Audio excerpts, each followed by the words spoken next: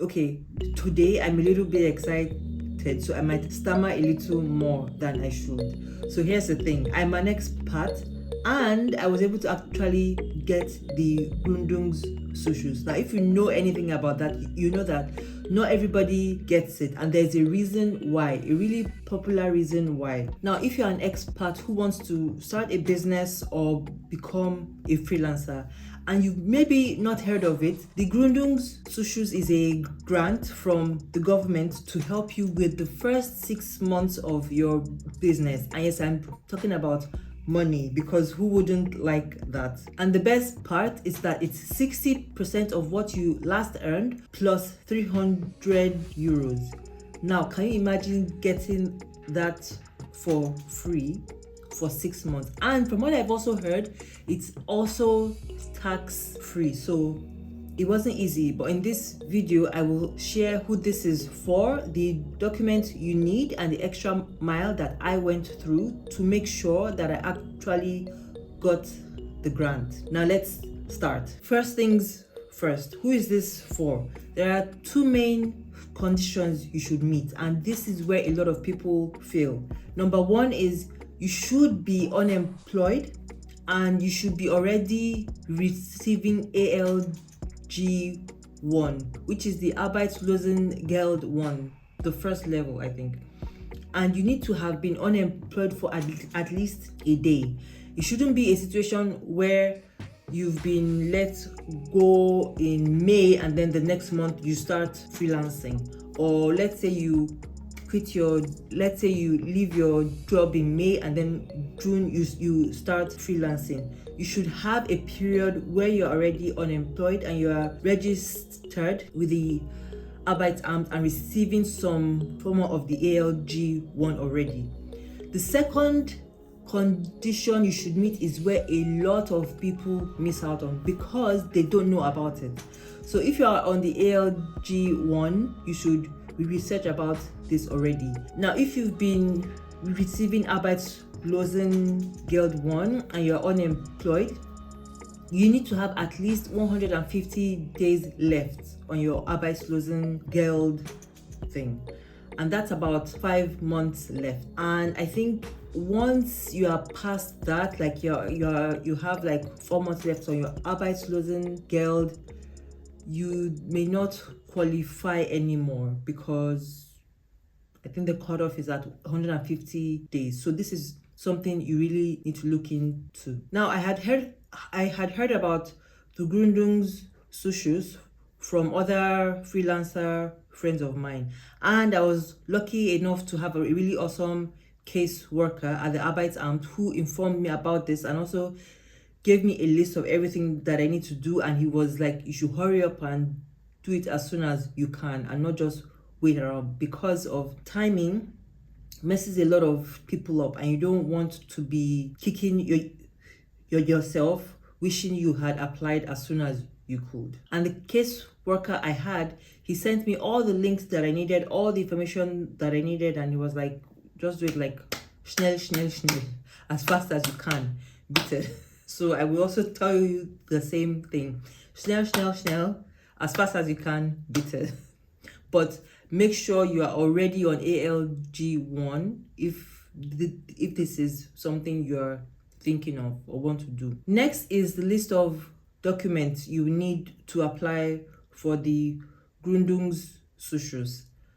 Now, if you open Claude, Chat, GPT, or even Google, you see this list that I'm about to share. And if you see me looking at my notes, if you see me looking away, I'm looking at my notes so that I don't miss anything. So the first thing you would need is a business plan that like lays out everything you want to do, the clients you hope you have, the kind of work you will actually do, and all of that. And the second thing, which is also a kind of under the first, is a financial plan. Now, I use an app called Gründerplattform.de. I'll put a link, either I'll write it here or I'll put it in the link below. It's an app where you can, I think you can fill in a form, not a form, it's like they have a business plan platform where you can just put in all your information and then it's it arranges it in a way for you that at the end you get a full business plan and a financial plan also all in one. And I think that made it really easy for me. And because and how I was able to use it in English was I just translated everything in Claude. I used my Google Translate everything to understand what exactly I was writing also, so that I wouldn't mess it up. But yeah, business plan and then financial plan also. Those are the first two. The third is I need to say this right. Tragfähigkeitsbescheinigung. I'll write it here on the screen. Now, this is a formal assessment from the IHK or your tax advisor to say that the business you're about to embark on is a profitable one, and it's a viable one. Really, that's all they're supposed to see. Like, they'll look at your plan, your financial plan also, and say like, okay, yeah, it's realistic and something that can work in real life. Now, I already have a tax advisor who I talk about on this channel over and over a lot of the time, and he was able to, as soon as I asked him for it, I sent him my business plan and the financial plan, and he was really cool because he saw like there were some areas that didn't match, like the payments that I was hoping to pay for the taxes, they were not right. So he was able to help me with the financial part of it to be more realistic of what is expected of me, because I just put some figures in there. I was like, okay, this should be what I think I should pay based on what I earned before. But then he was able to help me. I was like, okay, no, it's your first year of starting a business. It should look like this instead, which was really, really nice. So if you don't have a tax advisor, get one. Or if you can't afford one, go to the IHK. I think you also get good advice there. The next thing is your CV, of course. You need to print it out and add it into your application.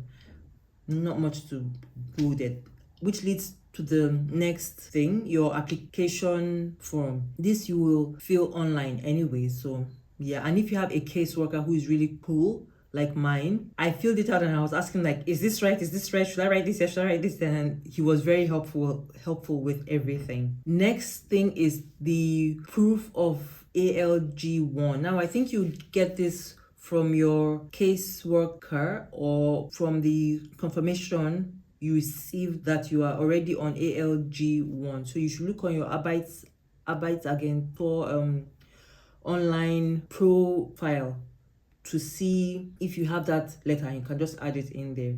And the last thing, if you are not a freelancer, you would need a Gewerbeanmeldung. Now, this is for if you are not a freelancer and you are more like a retail or commercial business, and you are registered as a trade. So that is something else you need to put in your application. So that is something you will find online everywhere you look. Now, the next step is the extra mile that I went to make sure that I got the grant. Now, these are things that you don't need, but if you have them, that would be awesome. The first thing is not a thing, but something you should do. Like I said, I don't know everything. I Google everything, but when it comes to anything government related, Arbeitsamt, Ausländerbehörde, you can Google, you can ask Claude, whatever. But the best thing you can always do is to go there in person and ask, because whatever you find online is not always 100% what is needed in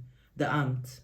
So one thing that I did was, whenever I wasn't sure about anything, instead of asking Claude and Google and whatever and just taking what other people have said, I would write my caseworker. I would go into the Arbeitsamt and like ask the people at the front desk, like, is this right? Is this so? Is this so? And I was super annoying, I'm sure.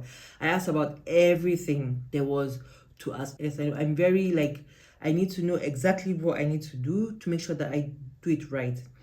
And do not feel weird about asking about this, because it will save you in the long run. Next thing that I did that I think went the extra mile was, since I was already freelancing in a way as a neighboring job, I had proof in the form of a profit and loss statement for every year that I worked as a freelancer on the side. So like your side hustles, to show like, yes, I was doing this on the side, but it wasn't a lot.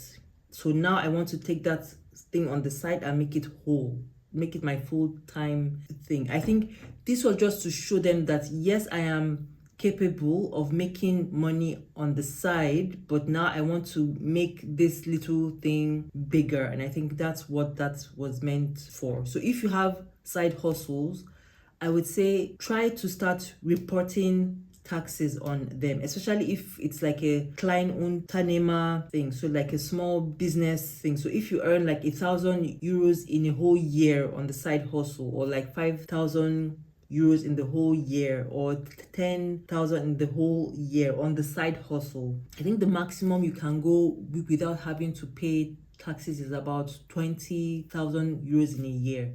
The profit and loss statement from the side hustle can help boost your application also. It's just to show like how many hours have you been working, or how often have you been working on it. And you have to also know that I think they said like you cannot have been working more than 15 hours a month on your side hustle. So you have to find a balance in how that works. Next thing that I added in was my business tax ID. Now I said that I received this last year because I was already freelancing on the side, and I was already paying, no, not paying taxes, but like declaring the income I made on the side already on it. So because of that, I got the tax ID, and then I added it also into my application also to show that it's a legit business that the government already knows about, or rather the finance amt knows about. And the next one is weird because I didn't see this anywhere online, but on the website, I didn't think it was on the website. I think it was on, I can't remember where exactly I saw this, but when I went in to let them know at the Arbeitsamt that I want to be a freelancer and I want to apply for the Gründungszuschuss, I got a paper from my caseworker, and he told me like, I need to have the Arbeitsamt fill it out and confirm that I am now moving into freelancing activities. Now, this is a huge thing because I think because the finance amt already knows that I was freelancing on the side, it wasn't a big thing, and it made it easier to receive this form. Now, I don't know if you haven't been freelancing on the side, if you haven't been doing side hustle. I don't know if this has any effect on the application, but I know that they needed, I think once the finance amt gives you a tax ID, it's part of the things that they will also offer you. Like, here's a Finanzamt Bestätigung. I think that is supposed to confirm that now you are freelancing, or now you are a business. And I'm not sure why I didn't see it anywhere online.